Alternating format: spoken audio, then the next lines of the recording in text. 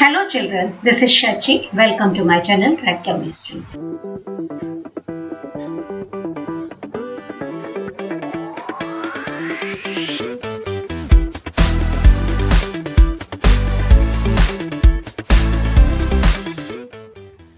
Today's session, Matter in our Surroundings Part 7 is for Class 9, in which I am going to discuss few NCERT problems. Children, before starting, I want to remind you to subscribe my channel for getting information about further important uploads, and press the like button if you like this video, and share this video with your friends also. So now come with me and let's crack chemistry. Children, the first question is that you have been given few substances and you have to arrange them in the order of increasing density. So before solving this question, you must know what is density. Children, density is called as mass per unit volume. So you have to arrange the given substances in the order of increasing density. This question you can solve if you know the packing arrangement in the states of matter. You know that in the case of solids, the particles are closely packed. If they are closely packed, mass per unit volume will be more and the density will be high. So always remember that density of solids is more than the density of liquids, and the density of liquids is more than the density of gases. If you keep this point in your mind, easily you can solve this question. So we will classify given substances into solid, liquid and gaseous state. So first one is air and exhaust from chimneys.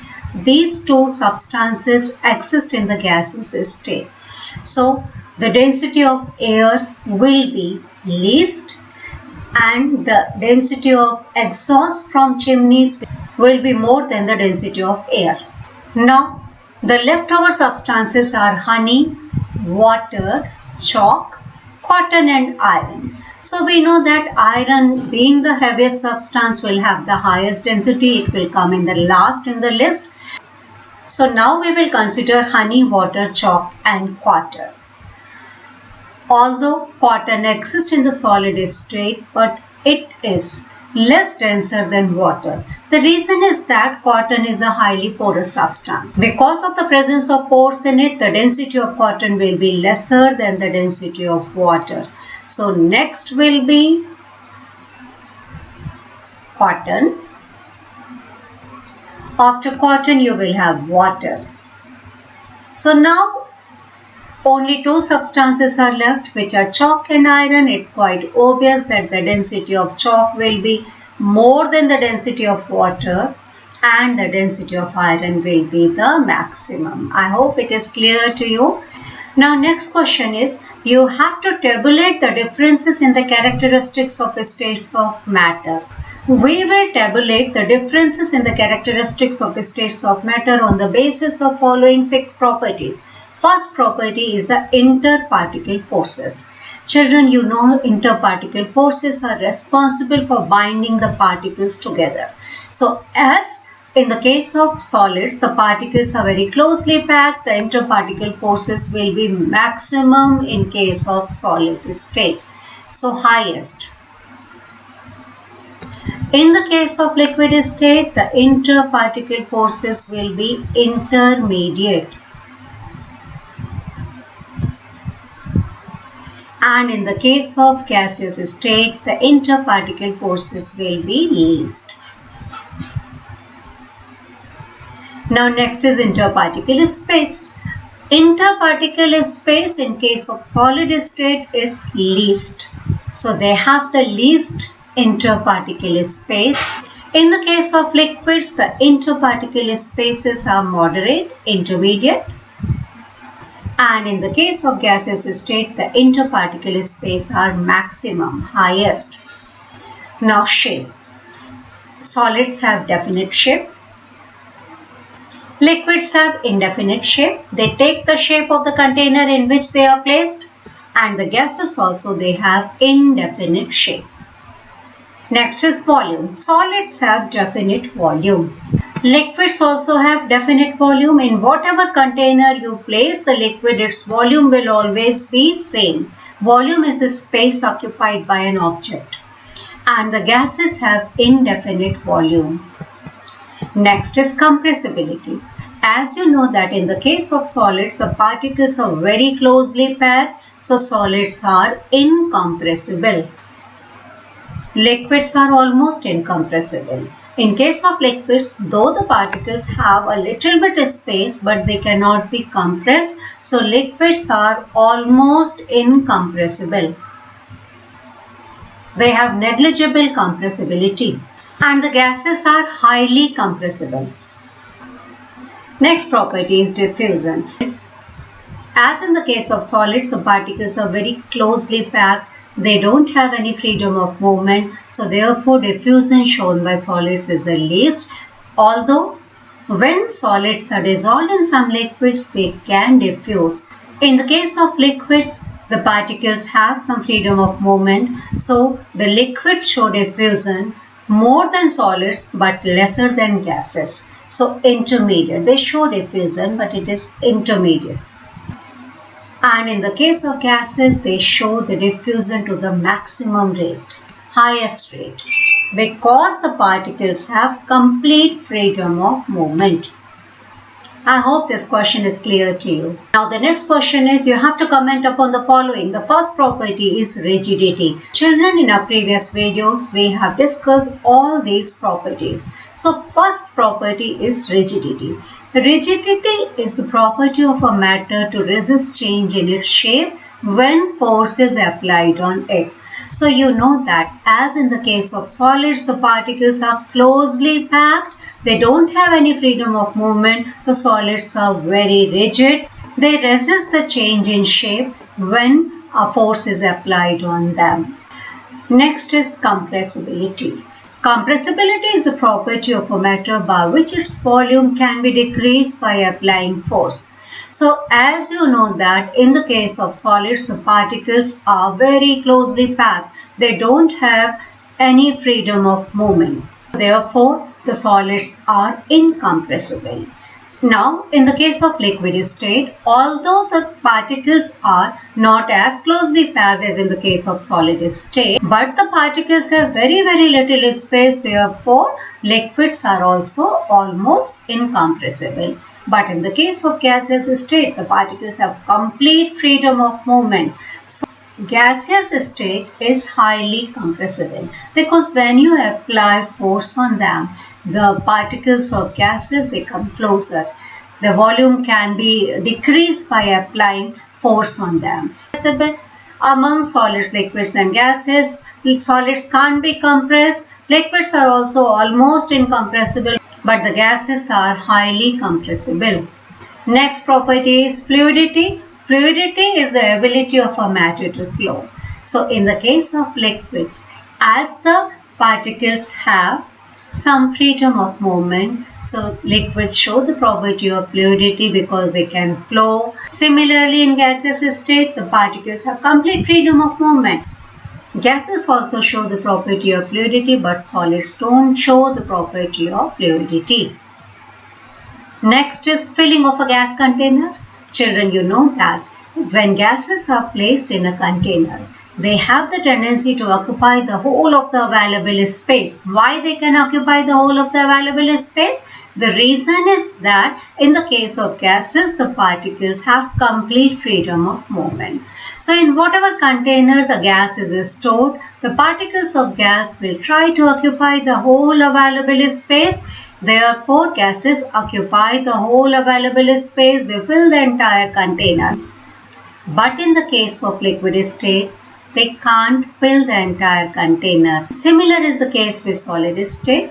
They don't fill the container completely, but gases have a tendency to fill the entire available space because the particles of gaseous state have complete freedom of movement. Next is shape. Shape means having definite boundaries.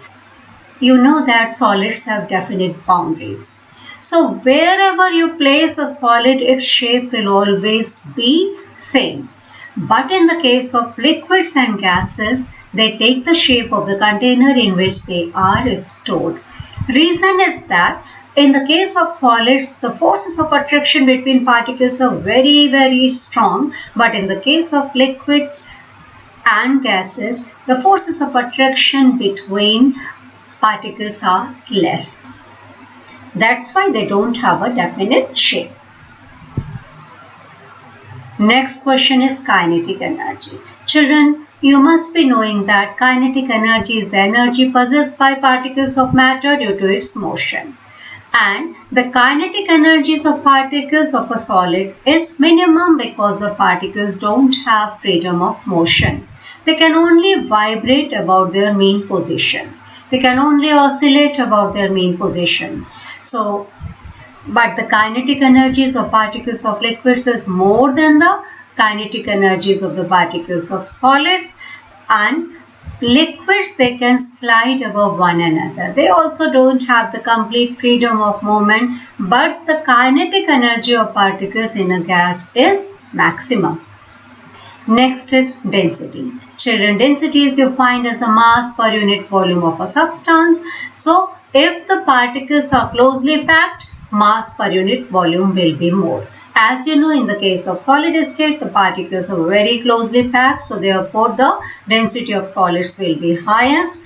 Then the liquids, in which the particles are not as closely packed in the case of solid state. So liquids have intermediate density than the solids and gaseous state, and the gases have the least density because the particles have complete freedom of movement. They are moving here and there, so therefore mass per unit volume will be least in the case of gaseous state.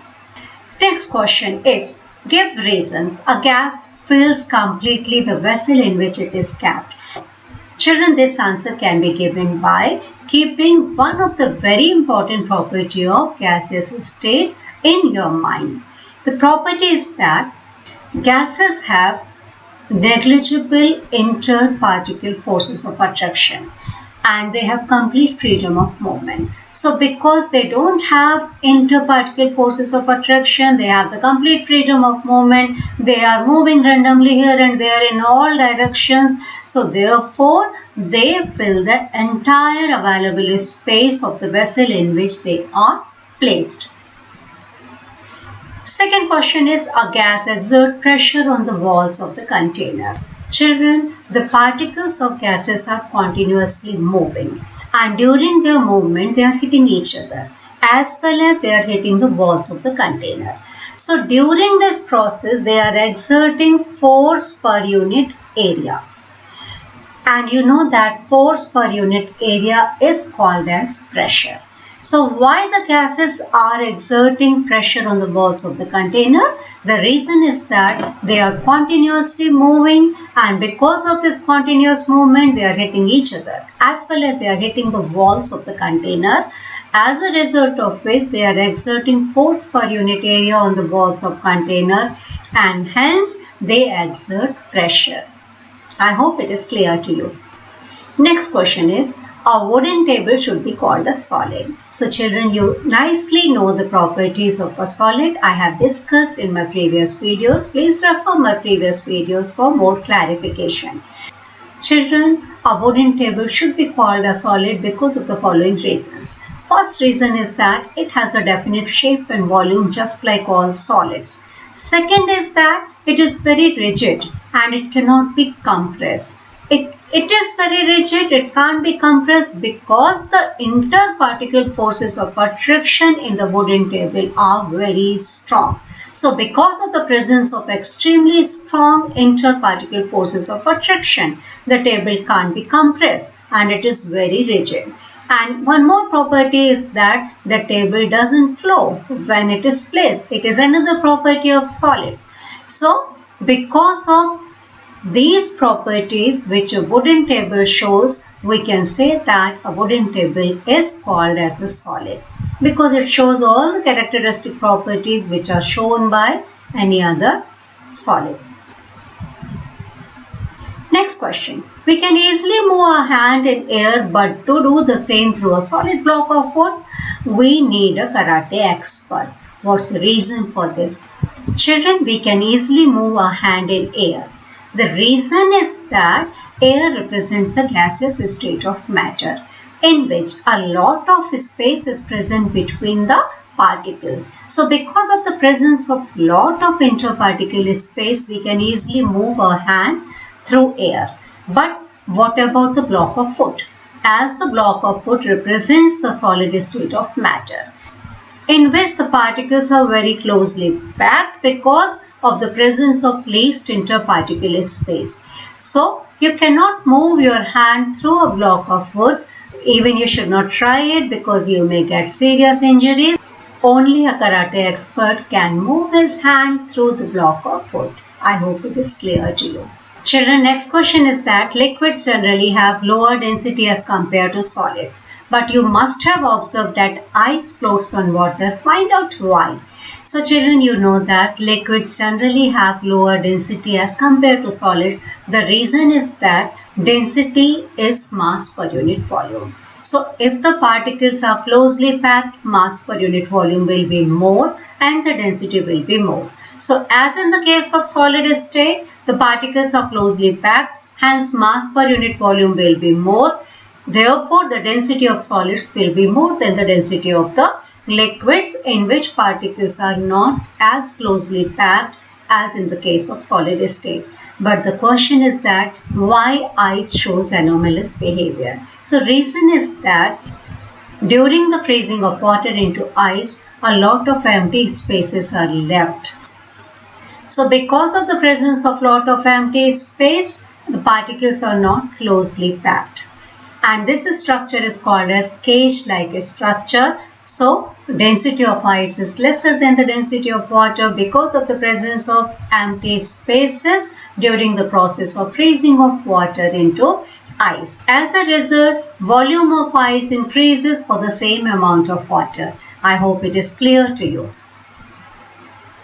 Children, thank you so much for watching this video. I hope each and every point is clear to you.